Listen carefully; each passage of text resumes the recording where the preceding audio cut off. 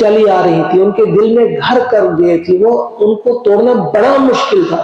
لہذا نبی کہہ کر یہ کہا گیا کہ یہ کوئی عام انسان تمہیں نہیں بتا رہا ہے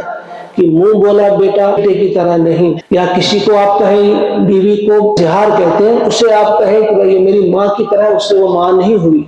یہ طلاق نہیں ہوئی، ان کو توڑنا تھا، اس لیے بھی نبی کہا گیا۔ تو نبی یا ایھا النبی اتق اللہ، اللہ سے ڈر ہی رہے تھے۔